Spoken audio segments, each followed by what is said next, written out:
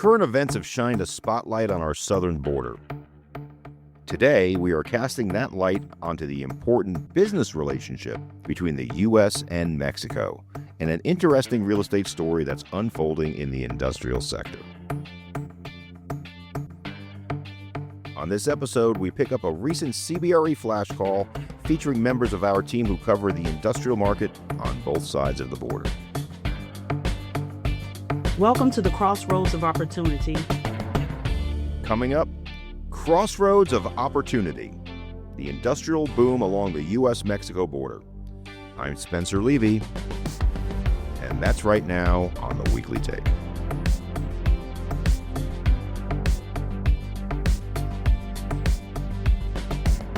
Welcome to the Weekly Take. Let me begin our look at the industrial opportunities on the U.S. Mexico border with a macroeconomic scene setter that, as a participant in the flash call, I shared with attendees and offer here again for you.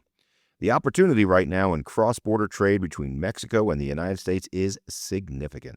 A positive mood swing over the last 4 months after lots of tariff noise back in the spring. The trade relationship has gotten more certainty. For sure, there will be short-term challenges, but despite this, leasing volumes within industrial, once forecasted at negative territory, will probably be up slightly this year. Some of that is shifting from older facilities to new facilities, and at this point, our optimism is particularly high in port areas. Okay, with that context as a foundation, let's move on to our specialists for more depth. We begin with the goods on cross-border supply chain. So just starting off, the need to protect supply chains has really been a primary demand driver for industrial for many years. And it's really only accelerated the last 5 years. That's James Bree, CBRE Head of Industrial and Retail.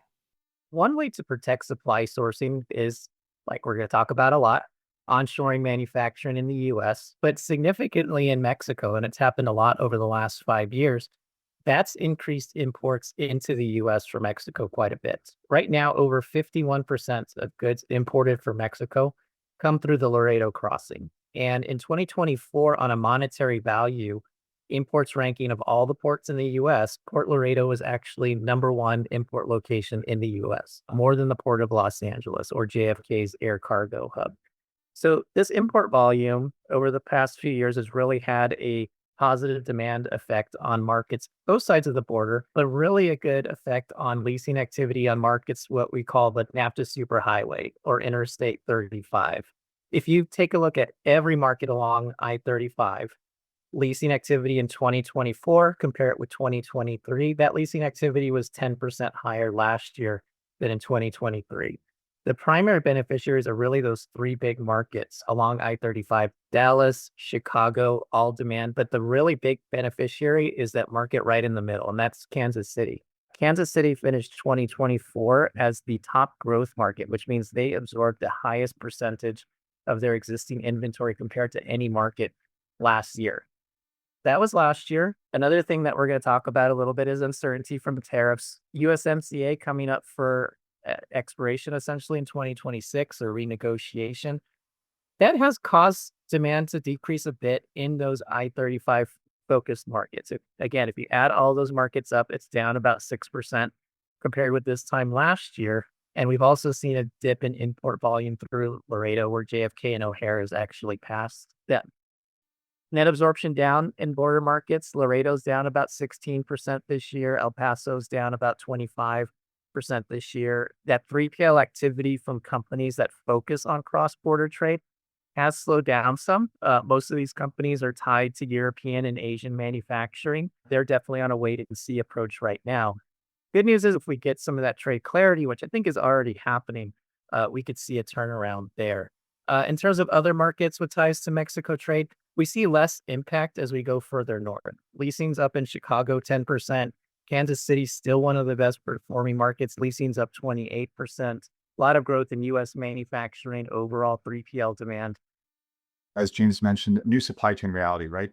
Laredo surpassed Los Angeles as a kind of a key trade port for us. John Kirkman is a senior managing director and serves as leader of CBRE's Supply Chain Advisory. And these are a lot of engineered, like high value, fast moving, high engineered parts, produce, medical devices. All of these are very time sensitive. This is also a new network archetype, But as we kind of think through the classic Asia to port to DC model, in this notion of coming through alternate ports in Mexico up through the US, through major cities that James had pointed out, become a new kind of archetype for how we're thinking about supply chain. And then over 14 million square feet is under construction already in El Paso and Laredo, focus on buildings that differentiate, things like automation ready, cold storage, opportunities for free trade zones. And we'll get into that. But these are just kind of differentiated buildings that are being put up along the border. They really kind of have an opportunity for us to leverage a new type of supply chain. Free trade zones offer a opportunity for tariff arbitrage and really kind of mediate and mitigate some of the massive moves and uncertainty. The north-south supply chain versus west to east I mentioned before, the merger of Canada Pacific Rail and Kansas City Rail offer an entire rail system, a unified rail system from Monterey all the way up to Toronto. This is the first time we've had that, and obviously it stops off in Kansas City. Again, accelerating that is a super node.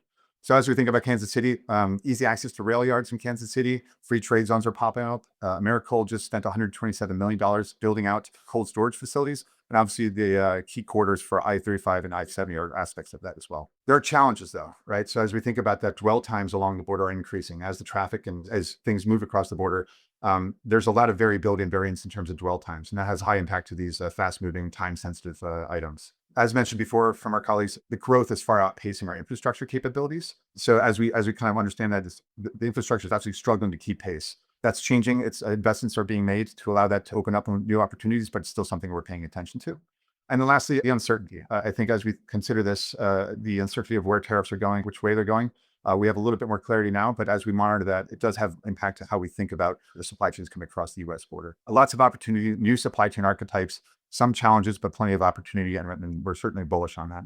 When it comes to challenges and opportunities, labor, the availability of workforce talent, is a critical aspect of this discussion. To address that is Kristen Sexton, Executive Vice President, CBRE's Americas Consulting, a labor analytics specialist based in Phoenix. First and foremost, there is a very well-established, stable, and productive workforce on both sides of the border that I think most companies can take advantage of, both in the sense of that stable and longevity of workforce, but also looking at the cost effectiveness of delivering at the border. We're seeing continued evolution in the skill sets that are required to run the factory side. If we're looking at manufacturing, a lot more adoption of robotics, AI. The workforce is training along with those requirements. We're seeing advancement in what the labor force is capable of doing and continued investment in the region in elevating those skill sets. So that's a very positive indicator in addition to the more traditional manual production work and distribution work. Because of the focus on onshoring and bringing some of these jobs closer to the border and supply chain, there is a decent level of saturation and competition in these markets, as you would expect. Kind of becomes a bottleneck for the supply chain feed, and there's only so much workforce there. However, there's still sizable workforce bases. It's really about understanding how you come in to be competitive in that market and to operate in that market as an employer of choice. Even with that level of competition, most of the wages are still running at a 70% discount to most U.S. markets. On the U.S. side, probably closer to 20 to 30% than most major high-cost markets. It is a little bit more expensive in those border markets than other parts of Mexico.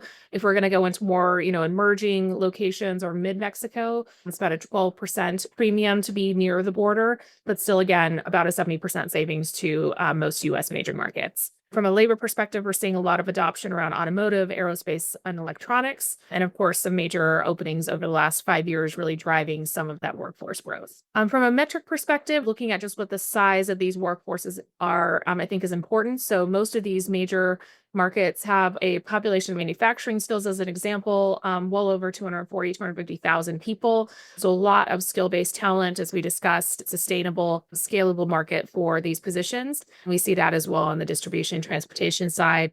We believe we are in the middle of one of the most dynamic shifts in the global supply chain that we're going to see in our career. Christian Perez-Geis is an industrial broker who serves as director of the CBRE El Paso and Ciudad Juarez office and has a front row seat to the routine activities and macroeconomic trends. That includes things like nearshoring and one definition you may need to have, namely of the so-called twin plant model. It's a manufacturing process that involves complementary or twin facilities on either side of the border. They share raw materials, components, and operations prior to the export of a finished product. And by agreement, it can be friendly in terms of tariffs. The twin plant model has been used in industries such as automotive, textiles, and others. It's a shift of manufacturing back to the U.S. Mexico border and a revitalization of the twin plant model that has fallen out of favor as a terminology, but I think we're seeing a reinforcement of that. And this shift that we're seeing right now has a much broader reach than what we've seen in past cycles. Kirsten talked very clearly about the labor advantages.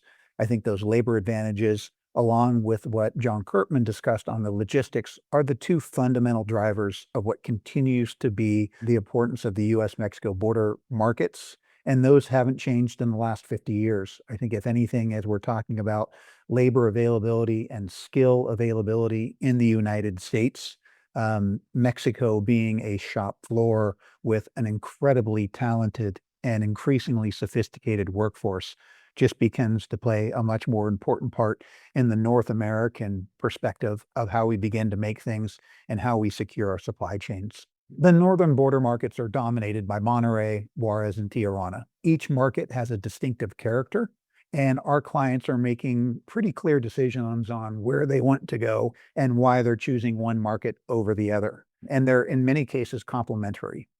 The secondary markets that we have largely serve as an overflow market when real estate or labor becomes tight.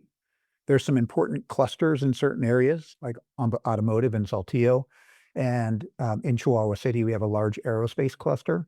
The key story here is, combined, these markets equal a decent-sized American industrial city.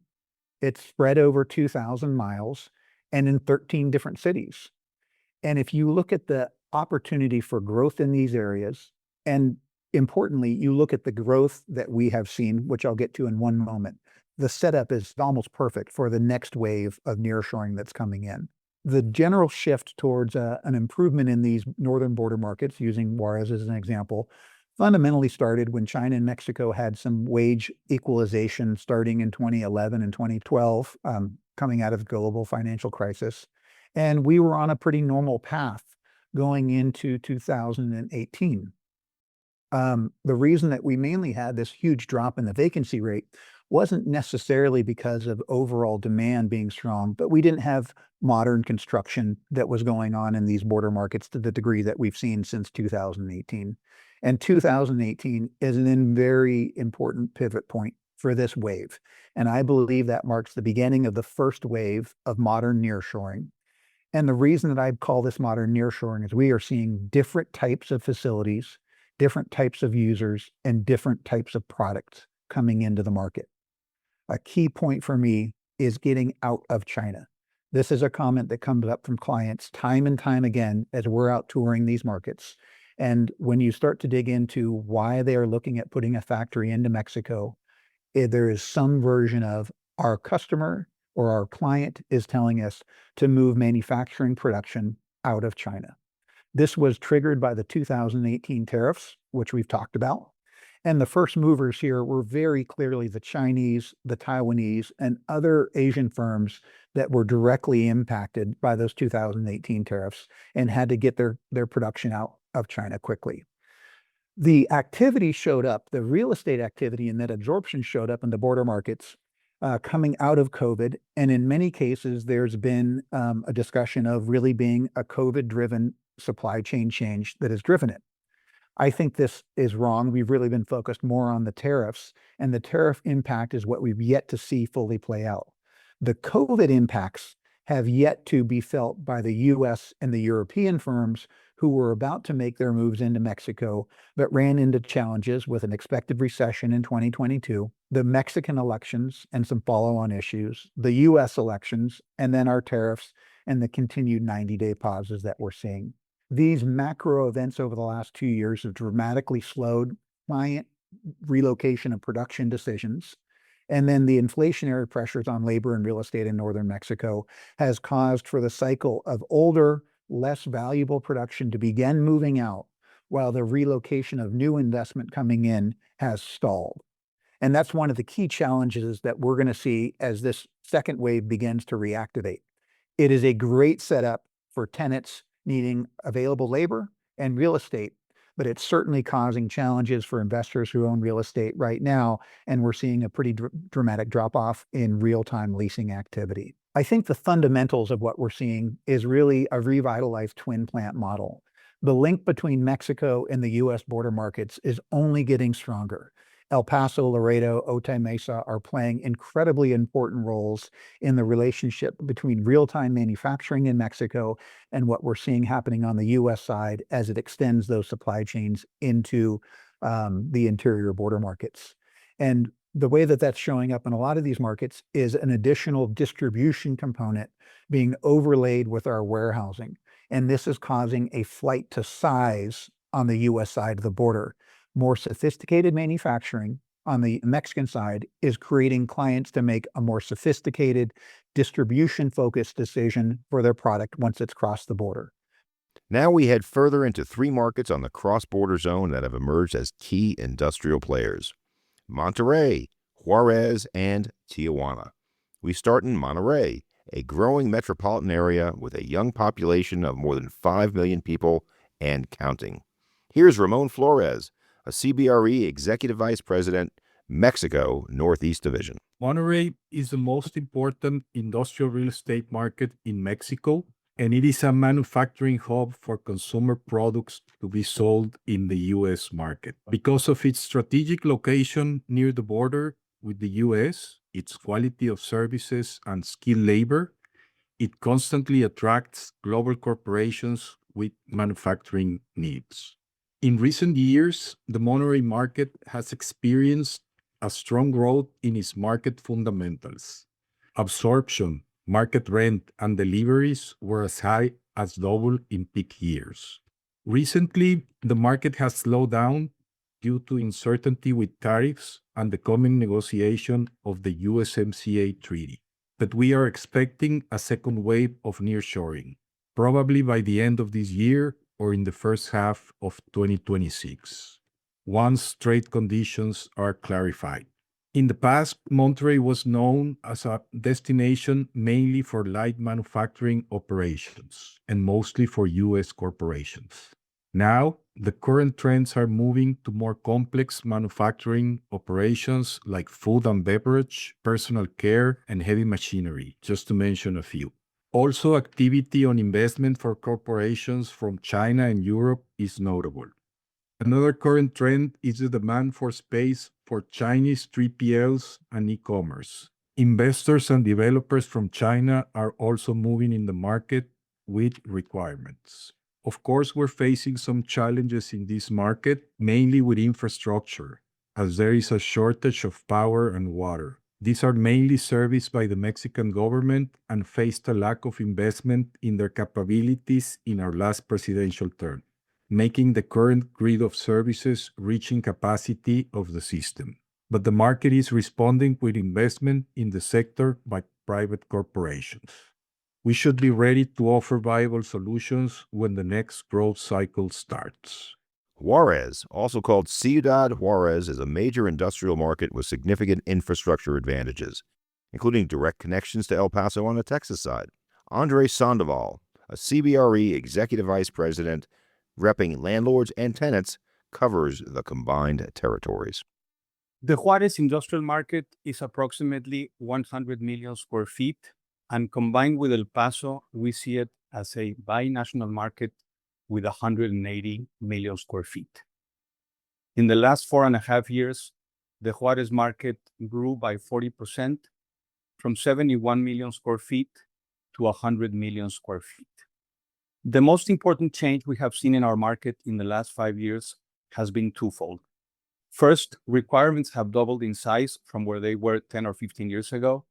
And secondly, manufacturing plants today require a more sophisticated and therefore more expensive build-out as compared to the plain vanilla manufacturing spaces the market had previously.